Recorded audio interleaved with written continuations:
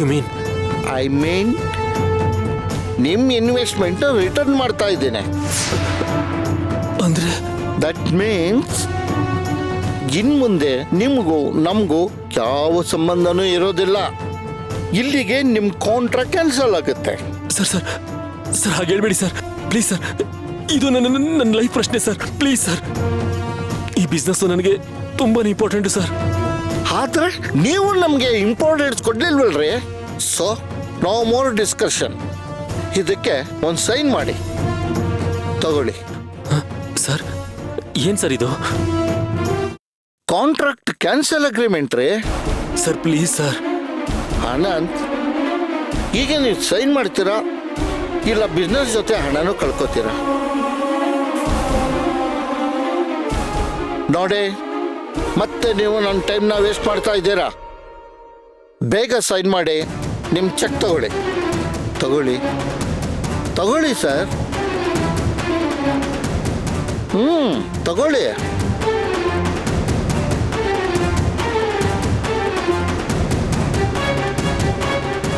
ತಗೊಳ್ಳಿ, ಸೈನ್ ಮಾಡಿ.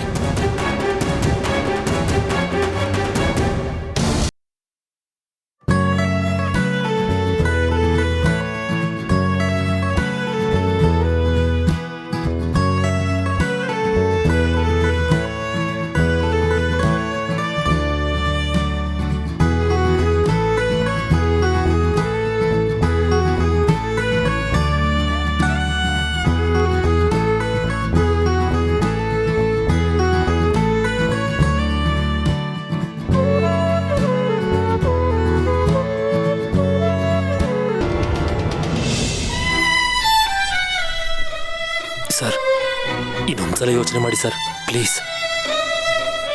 ಚೆನ್ನಾಗಿ ಯೋಚನೆ ಮಾಡೇ ಈ ನಿರ್ಧಾರಕ್ಕೆ ಬಂದಿರೋದು. ಆನಂದ್, ಇದು ನನ್ನೊಬ್ಬನ ತೀರ್ಮಾನ ಅಲ್ಲ, ಎಲ್ಲ ಇನ್ವೆಸ್ಟರ್ಸು ಸೇರಿ ಈ ನಿರ್ಧಾರಕ್ಕೆ ಬಂದಿರೋದು. ಸೊ ಒಂದು ನಿಮಿಷ.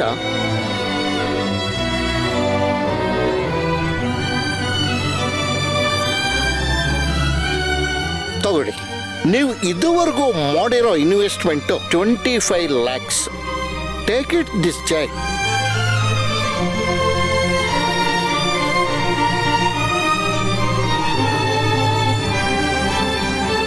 Good boy. ನಾನು ಇನ್ನು ಬರ್ತೀನಿ.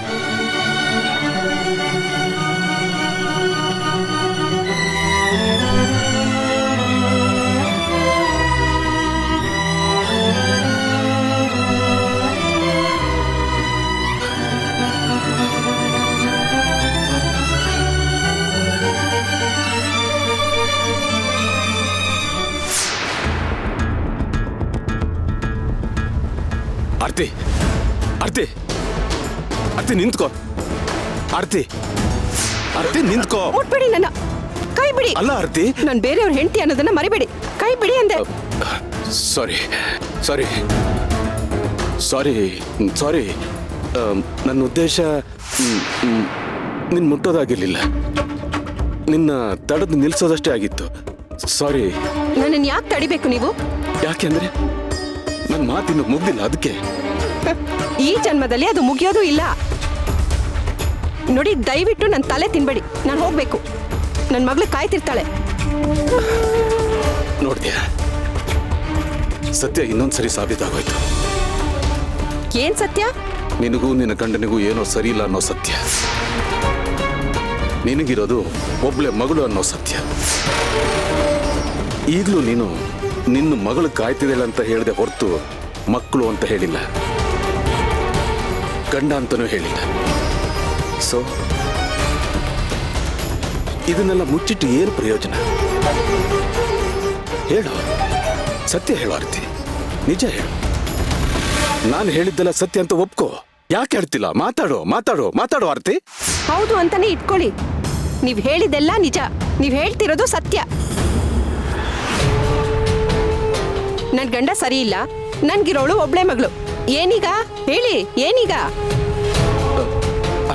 ಮಾತಾಡಿ. ಈಗ ಸತ್ಯ ಒಪ್ಕೊಂಡಲ್ಲ. ನನ್ ಗಂಡ ಸರಿ ಇಲ್ಲ, ನನ್ಗಿರೋಳು ಒಬ್ಳೆ ಮಗಳು. ಏನ್ ಮಾಡ್ತೀರಿ? ನನ್ಗೂ ನನ್ ಗಂಡನ್ಗೂ ಡಿವೋರ್ಸ್ ಕೊಡಿಸ್ತೀರಾ? ಏನ್ ಮಾತು ಅಂತ ಆಡ್ತಿ ಆರ್ತಿ?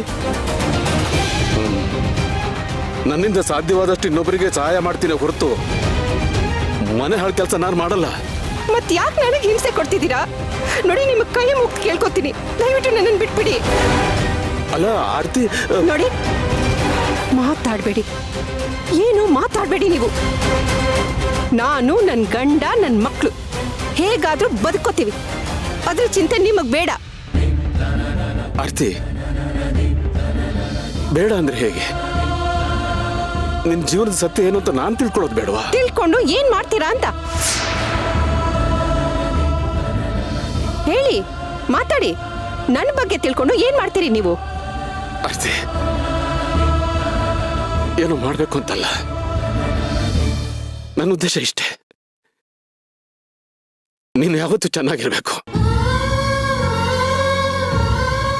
ನೀನು ನೋವನ್ನು ಅನುಭವಿಸ್ತಾ ಇದ್ರೆ ನನ್ನಿಂದ ತಡ್ಕೊಳಕ್ಕಾಗಲ್ಲ.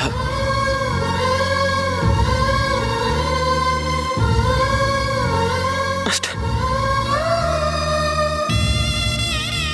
ನೋಡಿ, ಇದ್ಯಾಕೋ ಸರಿ ಕಾಣ್ತಿಲ್ಲ. ಒಂದ್ ಅರ್ಥ ಮಾಡ್ಕೊಳ್ಳಿ, ನಿಮ್ಗೆ ನಿಮ್ದೇ ಆದ ಸಂಸಾರ ಇದೆ, ನನ್ಗೆ ನಂದೇ ಆದ ಸಂಸಾರ ಇದೆ. ಅದನ್ನೆಲ್ಲ ಮರ್ತು ಯಾವತ್ತೋ ಮಣ್ಣಾಗಿರೋ ವಿಷಯನ ಈಗ ಕೆತ್ಕೋಕ್ ಹೋಗ್ಬೇಡಿ. ಇಲ್ಲ ಇಲ್ಲ ಆರ್ತಿ, ಮಣ್ಣಾಗಿರೋ ವಿಷಯನ ನಾನು ಕೆದಕ್ತಿಲ್ಲ. ನೀನು ಮಣ್ಣು ಮಾಡುತ್ತಿರೋ ವಿಷಯನ ತಡಿತಿದ್ದೀನಿ ಅಷ್ಟೆ. ಅದು ನಿಮ್ ತಪ್ಪು ಕಲ್ಪನೆ. ನಾನು ಯಾವ್ದನ್ನು ಮಣ್ಣು ಮಾಡ್ತಿಲ್ಲ. ನೋಡಿ, ನೀವ್ ಹೀಗೆ ನನಗೆ ಹಿಂಸೆ ಕೊಡ್ತಿದ್ರೆ ಖಂಡಿತ ಎಲ್ಲಾನು ಮಣ್ಪಾಲ ಆಗುತ್ತೆ. ದಯವಿಟ್ಟು ದಯವಿಟ್ಟು ನನ್ನ ಜೀವನನ ಬದುಕೋಕ್ ಬಿಡಿ. ಇವತ್ತೇ ಕೊನೆ, ಇವತ್ತೇ ಕೊನೆ. ಇನ್ಯಾವತ್ತು ನನ್ನ ಮುಖನ ನೋಡೋದಕ್ಕೆ ಪ್ರಯತ್ನನೂ ಪಡಬೇಡಿ. ಹೌದು, ನಾನೇ ಹೇಳ್ತಿರೋದು. ಇನ್ಯಾವತ್ತು ನಾವು ಭೇಟಿ ಆಗೋದು ಬೇಡ.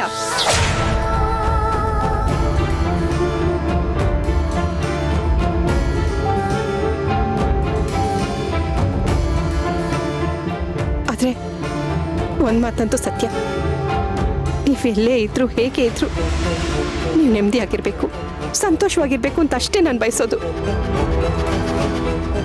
ಆರ್ತಿ, ಆರ್ತಿ, ಆರ್ತಿ, ಆರ್ತಿ, ಒಂದ್ ನಿಮಿಷ ನಿಂತ್ಕೋ ಪ್ಲೀಸ್. ಒಂದು ಮಾತನ್ನು ಮಾತ್ರ ನೆನಪಿನಲ್ಲಿಟ್ಕೋ.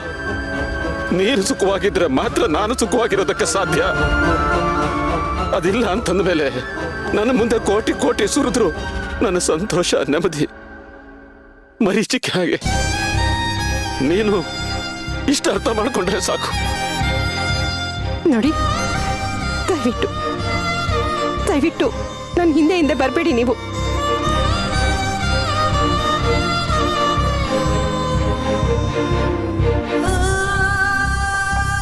ಆರ್ತಿ,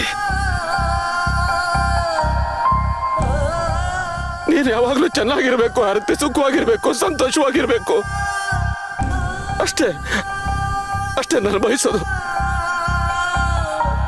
ಅಷ್ಟೇ ಅಷ್ಟೇ.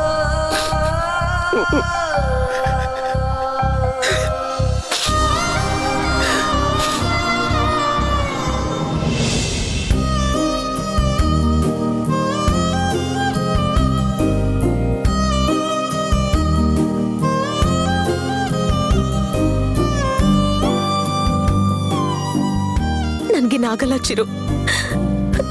ನಿನಗೆ ಹೇಗೆ ಒಪ್ಪಿಸ್ಬೇಕು ಅಂತ ನನಗೆ ತೋಚ್ತಿಲ್ಲ.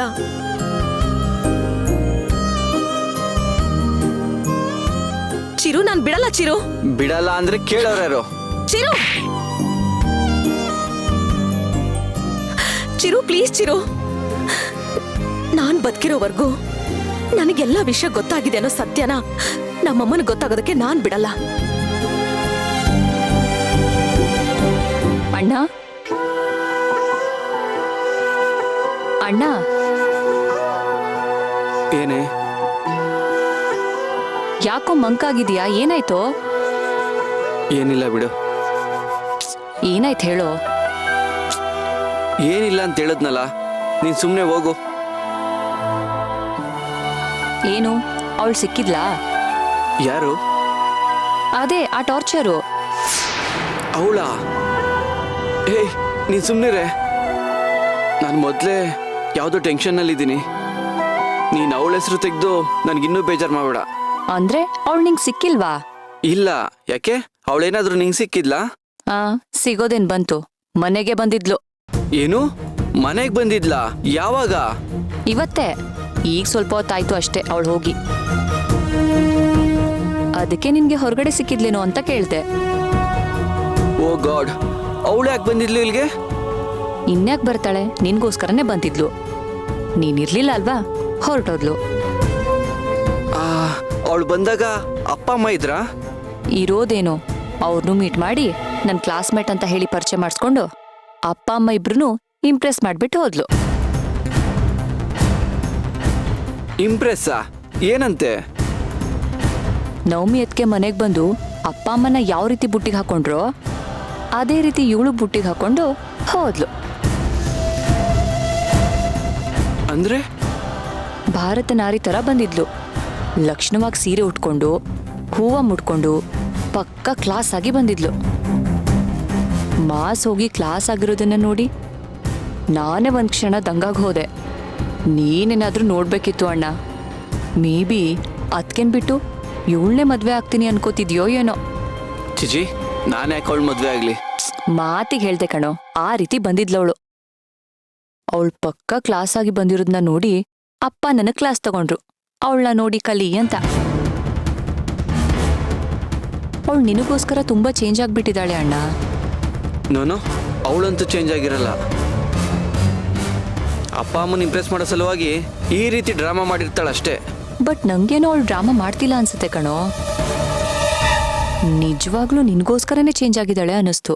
ಅದೇ ಅನಿಸ್ಬೇಕು ಅನ್ನೋ ಕಾರಣಕ್ಕೇನೆ ನ್ಯಾಚುರಲ್ ಆಗಿ ಆಕ್ಟ್ ಮಾಡಿರ್ತಾಳೆ. ನೀವು ಅವಳ ಆಕ್ಟಿಂಗ್ ನೋಡ್ಬಿಟ್ಟು ಚಪ್ಪಾಳೆ ತಟ್ಟಿರ್ತೀರಾ. ಅಯ್ಯೋ, ನಾನೇನ್ ಚಪ್ಪಾಳೆ ತಟ್ಟಿಲ್ಲಪ್ಪ, ಆದಷ್ಟು ಅವಾಯ್ಡ್ ಮಾಡೇ ಕಳಿಸ್ದೆ. ಇಲ್ಲ ಅಂದ್ರೆ ನಾನು ಚಿರುನ ಲವ್ ಮಾಡ್ತಿದ್ದೀನಿ ಅಂತ ಹೇಳ್ಬಿಡ್ತಿದ್ಲೋ ಏನೋ. ಅವಳು ನಾಟಕ ಮಾಡ್ತಿದ್ದಾಳೋ ಅಥವಾ ನಿಜವಾಗ್ಲೂ ಬದಲಾಗಿದ್ದಾಳೋ ಗೊತ್ತಿಲ್ಲ. ಆದ್ರೆ ಒಂದಂತೂ ಸತ್ಯ, ಅವಳು ಪಕ್ಕ ಯಾವುದೋ ಆಶ್ರಮಕ್ಕೆ ಹೋಗಿ ನಮ್ಮ ಸಂಸ್ಕೃತಿ ಸಂಪ್ರದಾಯದ ಬಗ್ಗೆ ಟ್ರೈನಿಂಗ್ ತಗೊಂಡು ಬಂದಿದ್ದಾಳೆ ಅಂತ ಅನ್ನಿಸ್ತು. ಇಲ್ಲ ಇಲ್ಲ, ಸೂರ್ಯ ಚಂದ್ರ ಆಗ ಬದಲಾಗ್ತಾರೆ ಅಂದ್ರೆ ನಾನು ನಂಬೋದು.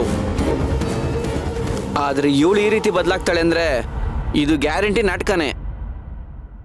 ಅವಳು ಚೇಂಜ್ ಆಗೋದಿಕ್ಕೆ ಸಾಧ್ಯನೇ ಇಲ್ಲ. ನೀನ್ ಹೇಳೋದು ನಿಜ ಇರ್ಬೋದು, ಆದ್ರೆ ಯಾವುದಕ್ಕೂ ಅವಳ ವಿಷಯದಲ್ಲಿ ನೀನ್ ತುಂಬಾ ಹುಷಾರಾಗಿ ಹೆಜ್ಜೆ ಇಡ್ಬೇಕು. ಇಲ್ಲ ಅಂದ್ರೆ ಅದ್ಗೇನ್ ಕಳ್ಕೋಬೇಕಾಗತ್ತೆ. ಓ ಗಾಡ್, ಏನಪ್ಪ ಪರೀಕ್ಷೆ ಇದು? ಒಂದು ಪ್ರಾಬ್ಲಮ್ ಇಂದ ಬಚಾವಾಗಬೇಕು ಅಂತ ನೋಡ್ತಾ ಇದ್ರೆ ಆಗ್ಲೇ ತಲೆ ಮೇಲೆ ಇನ್ನೊಂದು ಪ್ರಾಬ್ಲಮ್ ಬರ್ತಿದೆಯಲ್ಲ. ಅಲ್ಲಿ ನೋಡಿದ್ರೆ ನವಮಿ ಆ ಥರ ಆಡ್ತಾ ಇದ್ದಾಳೆ, ಇಲ್ಲಿ ನೋಡಿದ್ರೆ ಅಮೂಲ್ಯ ಡಿಫ್ರೆಂಟಾಗಿ ಎಂಟ್ರಿ ಕೊಟ್ಟಿದ್ದಾಳೆ. ನನ್ನನ್ನು ಏನು ಮಾಡಬೇಕು ಅಂತ ಇದೆಯಾ ದೇವ್ರೆ? ಅಮ್ಮ ಅಮ್ಮ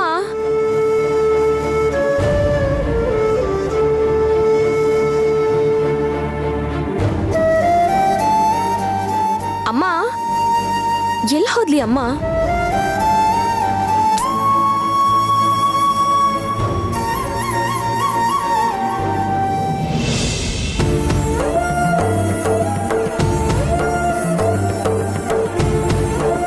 ಯಾಕೆ ನನ್ನ ಮದ್ವೆ ಇಷ್ಟೊಂದು ಟ್ವಿಸ್ಟ್ ಅಂಡ್ ಟರ್ನ್ಸ್ ತಗೋತಿದೆ?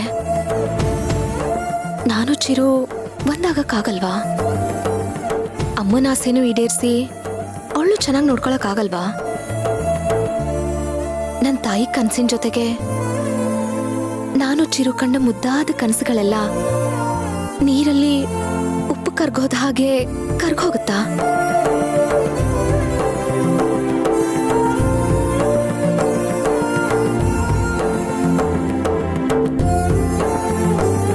ಚಿರು, ನಾನ್ ಬಿಡಲ್ಲ ಚಿರು. ಬಿಡಲ್ಲ ಅಂದ್ರೆ ಕೇಳೋರ್ಯಾರು? ಚಿರು, ನನ್ನ ಲೈಫಲ್ಲಿ ಯಾಕೆ ಬಂದೆ ನೀನು? ಈ ರೀತಿ ಚಿತ್ರಹಿಂಸೆ ಕೊಡೋದಿಕ್ಕ?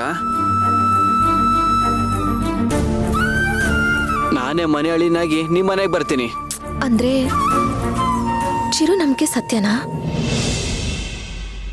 ಅವತ್ತು ಪುರೋಹಿತರು ನಮ್ಮಿಬ್ಬರ ಜೋಡಿ ಗಟ್ಟಿಯಾಗಿರುತ್ತೆ ಅಂದಿದ್ದೆಲ್ಲ ಸುಳ್ಳ?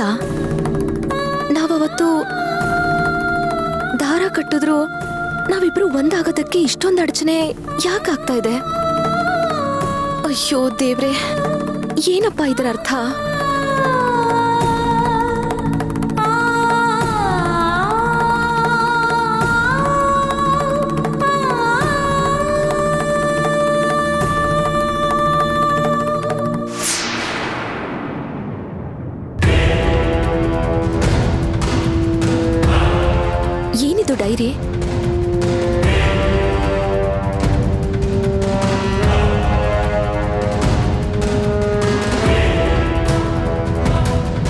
ನನ್ನ ಕಥೆ ವ್ಯಥೆ ಆರತಿ. ಅಯ್ಯೋ, ಇದು ಅಮ್ಮನ್ ಡೈರಿ. ಜೀವನ ಎಷ್ಟು ವಿಚಿತ್ರ ಅಂದ್ರೆ ಮನುಷ್ಯ ಅನ್ಕೊಳ್ಳೋದೇ ಒಂದು, ಅದಾಗೋದೇ ಇನ್ನೊಂದು. ಎಲ್ಲ ಹೆಣ್ಮಕ್ಳ ಹಾಗೆ ನಾನು ನನ್ನ ಜೀವನದಲ್ಲಿ ಏನೇನೋ ಕನಸುಗಳನ್ನ ಕಟ್ಕೊಂಡಿದ್ದೆ. ನಾನು ಹೀಗೆ ಇರಬೇಕು, ಹೀಗೆ ಬದುಕಬೇಕು ಅಂತೆಲ್ಲ ಅನ್ಕೊಂಡಿದ್ದೆ. ಆದರೆ ತಾನೊಂದು ಬಗೆದರೆ ಮಾನವ, ಬೇರೊಂದು ಬಗೆಯೋದು ದೈವ ಅನ್ನೋ ಹಾಗೆ ನಾನು ಆಸೆ ಪಟ್ಟಿದ್ದೇನೂ ನಡೀಲಿಲ್ಲ. ಮದುವೆ ಆದ್ಮೇಲಾದರೂ ನನ್ನ ಜೀವನ ಸರಿ ಹೋಗ್ಬೋದು ಅಂತ ಅಂದ್ಕೊಂಡು ಮದುವೆ ಬಗ್ಗೆ, ನನ್ನ ಜೀವನದ ಸಂಗಾತಿ ಬಗ್ಗೆ ಕನಸು ಕಾಣೋದಕ್ಕೆ ಶುರು ಮಾಡಿದೆ. ಆದರೆ ಅಲ್ಲೂ ವಿಧಿ ಅನ್ನೋದು ನನ್ನ ಜೀವನದಲ್ಲಿ ಆಟ ಆಡ್ಬಿಡ್ತು. ನನ್ನ ಕಲ್ಪನೆ ಮಾಡ್ಕೊಂಡು ಹಾಗೆ ಒಂದೇ ಒಂದು ದಿನ ಕೂಡ ನನ್ನ ಜೀವನ ಮಾಡೋಕ್ಕಾಗಲಿಲ್ಲ. ಮದುವೆ ಆಗಿ ಹೊಸ ಜೀವನ ಶುರು ಮಾಡಬೇಕು ಅಂದ್ಕೊಂಡಿದ್ದು ನನಗೆ ಮದುವೆ ದಿನಾನೇ ನನ್ನ ಬದುಕಿನ ಕೊನೆ ದಿನ ಆಗುತ್ತೆ ಅಂತ ಗೊತ್ತೇ ಇರಲಿಲ್ಲ. ಅಮ್ಮ,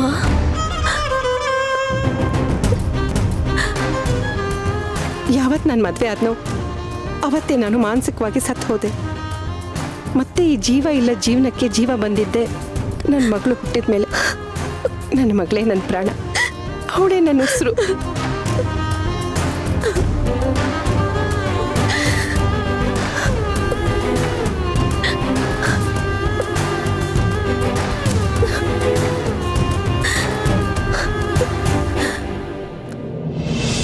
ಮದ್ವೆ ಆದ ದಿನಾನೇ ಮಾನಸಿಕವಾಗಿ ಸತ್ ಹೋಗ್ಬಿಟ್ಟೆ ಅಂದ್ರೆ ಏನರ್ಥ? ಅಮ್ಮ ಅಪ್ಪನ ಜೊತೆ ಸುಖವಾಗಿರ್ಲಿಲ್ವಾ? ಮದ್ವೆ ಆದ್ಮೇಲೆ ಅಪ್ಪ ಬದುಕಿದ್ದೆ 1 ತಿಂಗಳು. ಆ 1 ತಿಂಗಳಲ್ಲೇ ಅಮ್ಮ ನರಕ ಅನುಭವಿಸಿದಾಳೆ ಅಂದ್ರೆ ಇನ್ನಪ್ಪ ಹೋದ್ಮೇಲೆ ಇವರೆಲ್ಲ ಸೇರ್ಕೊಂಡು ಇನ್ನೆಷ್ಟು ನರಕ ತೋರ್ಸಿರಲ್ಲ.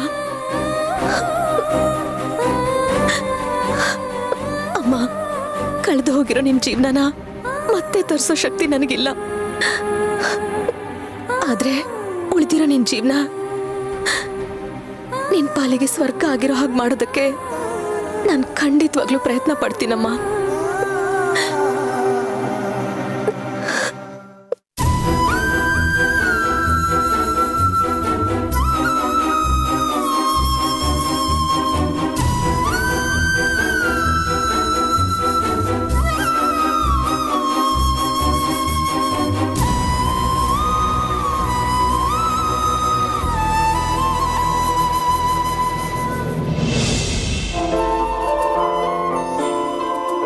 ಇದರಲ್ಲೇ ಗೊತ್ತಾಗ್ತಿದೆ ನೀನು ನನ್ನ ಹತ್ರ ಹೇಳಿರೋದೆಲ್ಲ ಸುಳ್ಳು ಅಂತ.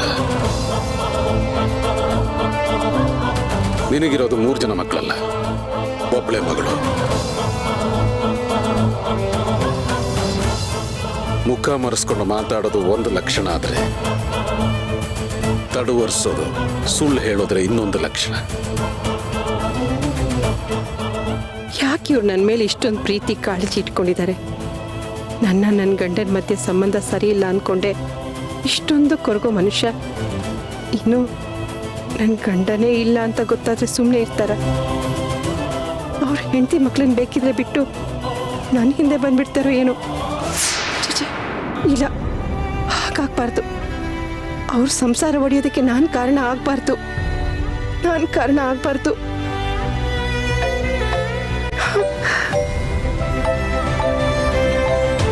ಅಯ್ಯೋ, ಅವರೇ ಕಾಲ್ ಮಾಡ್ತಿದ್ದಾರಲ್ಲ, ಏನು ಮಾಡಲಿ ಈಗ? ರಿಸೀವ್ ಮಾಡ್ಲಾ ಬೇಡವಾ? ಛೇ,